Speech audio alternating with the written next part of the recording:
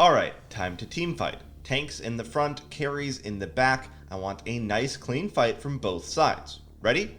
Go. There's plenty of things that hold players back from climbing, but a big reason that people often don't think about is just how predictable and clean they're playing.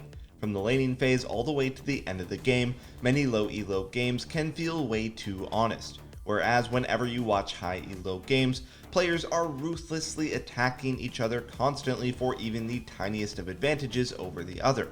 Instead of always playing normal, standard, and predictable games, you should be on the lookout for situations where your opponents are vulnerable and try to exploit them as much as possible. In this guide, we'll take a look at some examples of that, so let's just jump right into things. For our first example, we'll look at an ADC game where the marksman in question was not having a lot of fun. Shocking. The game was one of those where a really annoying enemy champion gets fed and it feels like there's nothing that you can do. In this case, the enemy Master Yi had so many kills that anytime Sivir got remotely close, he could easily sprint toward her and just kill her instantly. Sivir realized that playing standard wasn't going to end well and decided that she had to mix things up. A little bit later, as she's pushing bottom, Sivir notices a fight beginning to erupt. What do you think you would do here? Join the fight or try something else? Well, based on where her solo laners are and Sivir's initial positioning, this fight is probably an immediate death sentence for Sivir if she tries to join at an awkward angle. So she instead just runs it down the bot lane. And this is exactly what it means to abuse positioning. The enemy team is all behind her, which means that they have to play catch up to defend their base. Sivir, quite aware of this, continues to kite upwards as she finishes taking the enemy tower.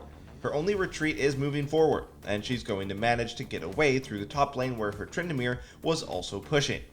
Through their pushing, she and Tryndamere have caused so much havoc that the enemy team also ended up becoming disorganized. You can even see the enemy ADC being left behind as they all retreated to desperately save their base. This maneuver ultimately ended up costing the enemy team a ton of pressure since they lost nearly their entire base, and it's a big reason why Sivir and her team went on to win this one. The overall takeaway here is to always try and have waves pushing before you even look to fight. The reason that mid priority is always recommended before a Baron dance, for example, isn't because you're denying a wave or two at their tower as you fight over Baron.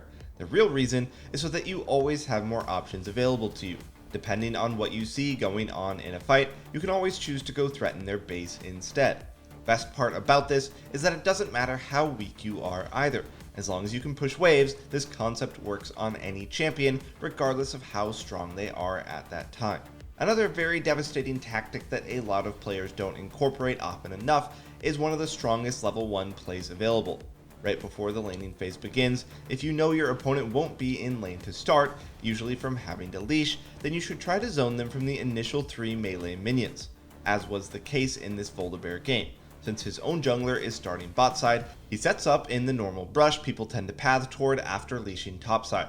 Once he spots his opponent coming in, he immediately engages on him to zone. Notice how much attention Volibear is paying to the initial melee minions that are dying. Once his own are nearly dead, that's when he moves back to get experience and retreat to safety. There are 2 important things to note here. 1, he's taken quite a beating already, which isn't good versus a ranged champion.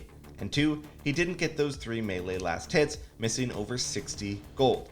Both those concerns are easily disregarded by the massive experience lead that he now has though. Volibear has over half the experience needed toward level 2, whereas the enemy Twisted Fate is sitting on 0 XP. The idea behind this tactic is that you should be able to turn that experience lead into an advantage later on, despite the gold that you may have missed or the initial damage that you may have had to tank. We do want to address that this didn't just work because he happened to be against a TF in top lane. Yes, it's definitely unorthodox and frail to all ends, but this would have worked just as well in any other matchup. Zoning the initial 3 melees is a tactic employed incredibly often in high elo and will have devastating results regardless of whatever matchup you may be playing. That is, if you follow it up appropriately and abuse your level lead. As a final note, this is applicable to other lanes of course, but maybe not as common. For example, mid laners usually always stand in lane at the start, but in certain games your opponent may have mispositioned from an invade or something like that. You can look to zone the opposing mid laner from getting back to lane in those kinds of starts. In bot, it may be hard to coordinate this with a random partner, but maybe if you type your intentions beforehand, you can do the same down there as well if your opponent's leash, or of course if you're playing with a duo. Alright, let's move on to a third example. In this game, Lissandra's team has just captured the Baron. Now it's time to push. The enemy team, likely tilted from losing the objective for free, runs straight into Liss in mid and gets two of themselves killed. The correct macro play in this situation is actually to go bottom, which Lissandra does. Her team is already guaranteed to break the mid tower on their own, and it's generally a good idea to push multiple lanes when you have Baron. So, Lissandra commits to bottom and gets a massive chunk of gold by taking that inner tower on her own. Sadly though, Lissandra doesn't have enough gold for her death cap quite yet, which would be a massive spike. If you were really desperate to get that item before basing, what do you think you would do based on this specific situation? Looking for a pick in a side lane brush is a good answer here. Think about it. The enemy team just lost Baron and knows that Lissandra and her team are retreating after their massive push. The general response after a team gets Baron or retreats with it is to push out as much as possible before they're in position to push again, buying themselves time. This stalls the Baron since the enemy team has to set up their waves yet again. Lissandra, knowing this, positions in the brush, waiting for her prey. Of course, Baron can potentially give away her positioning here, but she's relying on the fact that players generally autopilot and aren't paying close attention to the side waves. Not only that, but she inches a little down in the brush to try and take the Baron off the remaining caster creeps to remain hidden as well. Although things get a bit spooky not knowing whether Viego is aware or not, her gamble does end up paying off. She manages to catch the Samira off guard and takes her down. Once she farms a little bit more gold, she has enough to purchase her big death cap spike. Keep in mind that this mostly works due to how unlikely it is for anyone to stay in these circumstances. Lissandra's entire team had just based, and even she's fairly low as we saw from her close 1v1 fight with Samira. Being completely alone and low on resources, it's totally unexpected for her to still be there. But that's precisely why plays like these work. These kinds of risky plays should only be done if you actually need the gold. Otherwise, it's a pointless risk to take, but there's no way for the enemy team to know that Lissandra was desperate for extra income and expect this to happen. Alright, let's take a look at a final example. After a fairly random fight in bot lane, Elise has complete control over the area as the enemy team has either been killed or sent to base. Since the enemy Graves is dead, Elise moves into his jungle to potentially take some camps.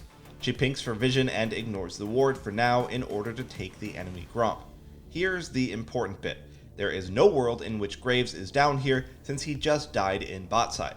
He's also seen Elise take his Gromp, which means that he definitely went top unless he's a complete psycho. Therefore, Elise is very free to sit in this area and just mess with her opponents.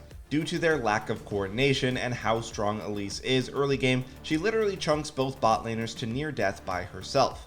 And notice how she's not pinging for help or anything like that, since she knows that the wave is too far away for her bot lane duo to help. She's just doing this to win the lane for them on her own, since there's almost zero risk in doing so. But that's not the moment that we're here to look at. After chunking them, Elise knows her pink is safe since neither of them will face check again with no HP, so she goes to secure Scuttle Crab and restore resources off the Honey Fruit. There is absolutely no world in which an enemy jungler would just sit in this area, doing nearly nothing, conceding their own jungle to just camp this brush, right? Well, that's probably what the enemy Galio was thinking as he face-checked once again to clear the ward that he knew was still there. The difference this time is that Elise's bot lane duo was pushing the wave and were actually in position to help set up this dive. Unfortunately, Elise does end up missing her cocoon and forgetting that the enemy Ziggs had barrier, but you can see just how devastating her intentions were. She abused the fact that pink wards are obviously visible and continuously used that to entice enemy face checks, all the while knowing that she was completely safe to do so since Graves would never be in the area for a long time. Yes, her death during the dive was tragic, but ultimately it was all to shut down a specific lane and snowballing her own bot duo. The final note that we want to leave you with is to clarify that we're not saying all of these plays were 100% correct. A lot of them were quite risky and perhaps not the best call. That being said, the wrong play catching your opponents completely off guard can very often be better than the correct play that your opponents were ready for and expecting. Remaining unpredictable and punishing minor flaws in your opponent's play is how a lot of high elo players consistently climb.